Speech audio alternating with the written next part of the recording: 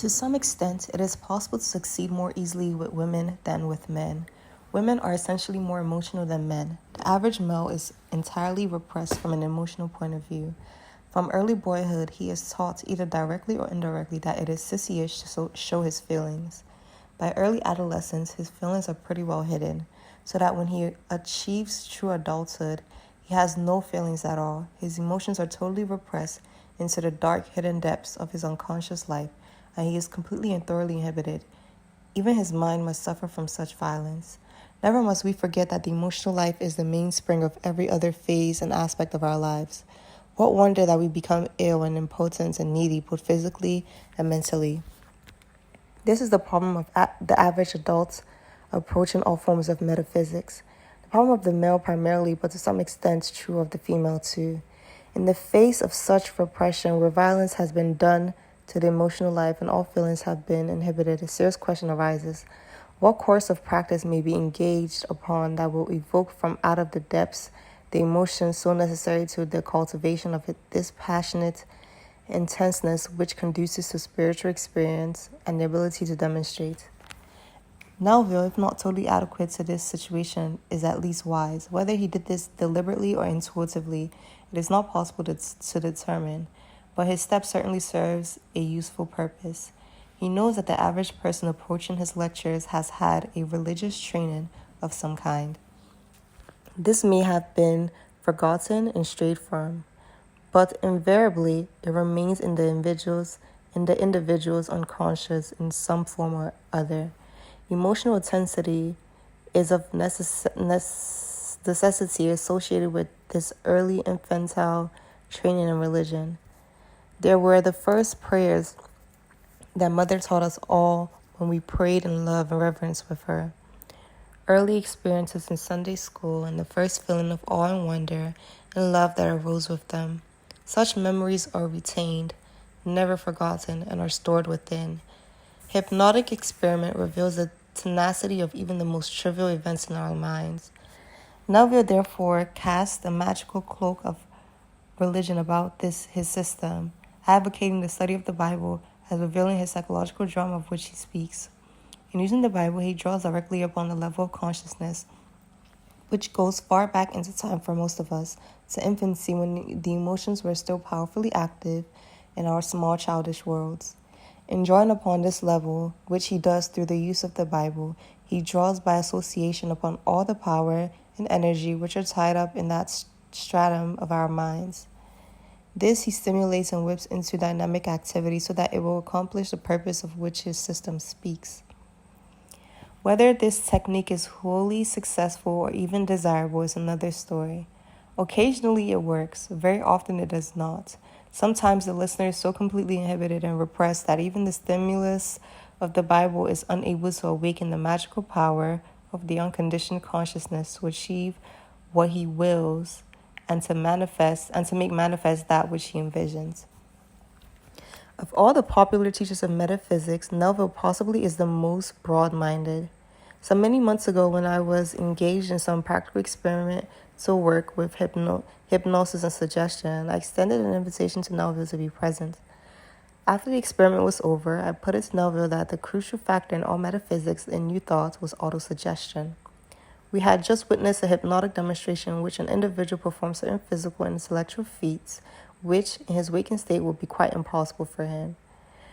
Through meditation and prayer, the devotee of metaphysics is also able to perform many things which he could not have done otherwise. It seemed to me that there must be some connection. In the case of hypnosis, heterosuggestion is responsible. In metaphysics, self or autosuggestion may be the underlying factor. Now, it did not strike Neville as at all contrary to his principles of truth that this should be so. In fact, he accepted my idea willingly, remarking that man has become, by reason of defective early training, hypnotized out of his knowledge that he is godlike in nature. Therefore, what could be more reasonable than to employ suggestion not as a means of superimposing additional ideas on an already heavily burdened psychological apparatus, but to awaken and to evoke from within what is already there and has been there for ages, dormant, latent, and unseen. Hence, the system really amounts to little more than this.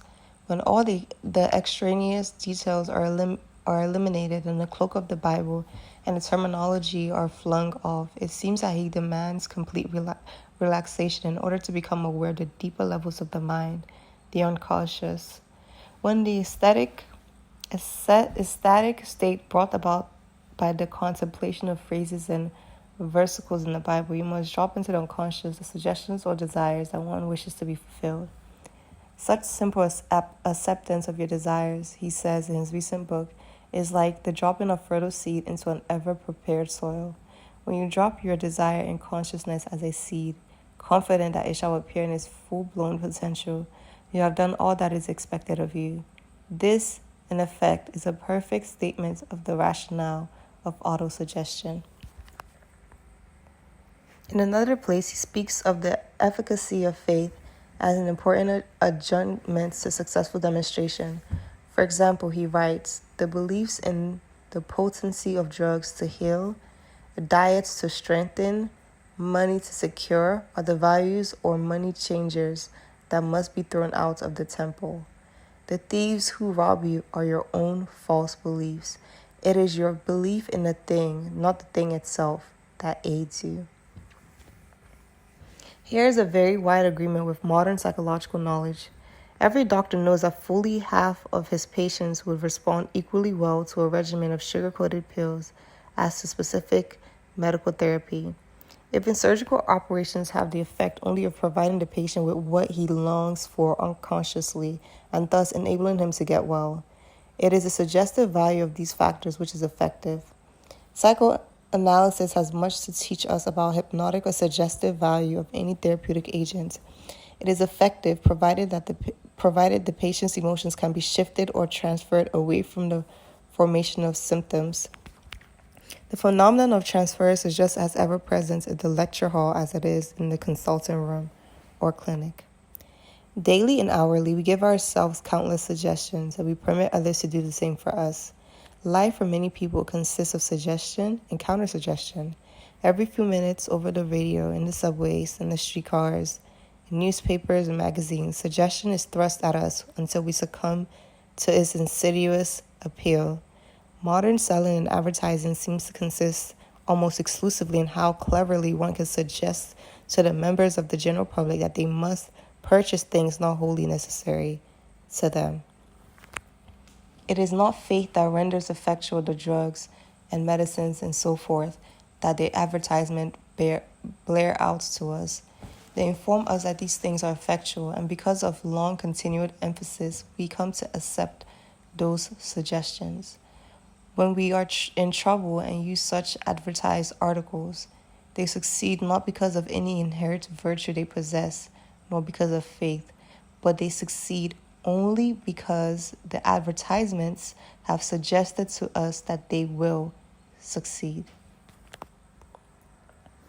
Though emphasized by Neville, faith and belief seem to be a facade for our lack of understanding why suggestion sometimes works and why at others it fails.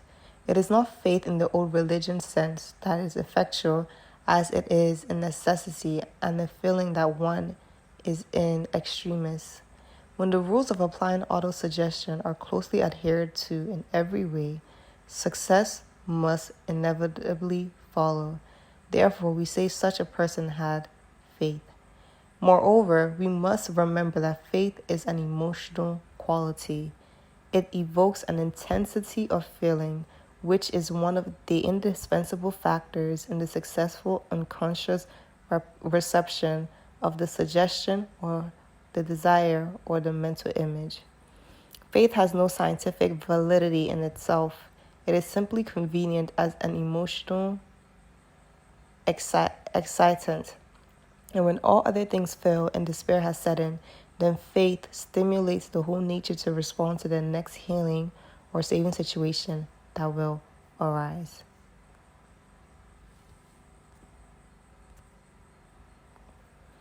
So far as Neville's teaching goes, the theory is inevitably bound up with the practice, and philosophy is the means by which demonstration may be manifested. God is the beginning. end and middle of the theory and practice. And since this is so, we can do no better than to consider a bit more carefully what he means by God. The book, Your Faith is Your Fortune, attempts at the outset to present the supreme problem with which all philosophies, religions, or otherwise are confronted.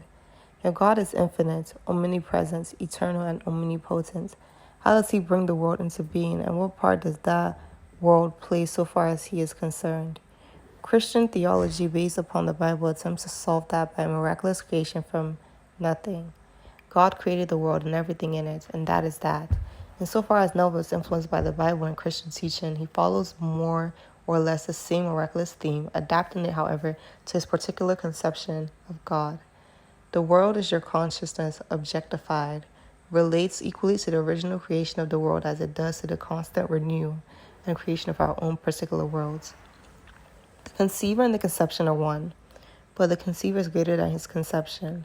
God is the conceiver, and the whole of creation is his conception. Naturally, God is greater than his conception, which, though part of him and of his own substance, is yet identical with him. In the beginning was the unconditioned awareness of being, and the unconditioned awareness of being became conditioned by imagining itself to be something, and unconditioned awareness of being became that which it imagined itself to be. So did creation begin. This quotation from one of his pamphlets, Before Abraham I Was, really sets forth, in a nutshell, the whole of Neville's teaching. Implicit in this single sentence is contained everything that he believes in. In conversation with him and in his writing, he restates, and emphasizes this concept in a dozen different ways with all the fluency and eloquence and feeling at his disposal. The rest of his teaching is merely explanatory of and dilatory upon this one fact. In stating his idea of how the world and everything in it evolved and came into being, we are not to imagine that he is contenting himself with mere physics. Neville is not abstract, nor is he a philosopher. We learn from him nothing new of dialectic, of logical world processes, nor of ontology. He is not interested in expounding an elaborate cosmological theory. Let me emphasize again the fact that he is an artist, and the artist's imagination is continually flows forth into creation and activity. So with Neville, he is preeminently a practical person. It is his fundamental belief that this primal consciousness, man's unconditional awareness of being, at once unbound, unformed, and free, which conceives or imagines itself to be something other than it really is, mirrors itself in our very act and thoughts every hour and every minute of every day.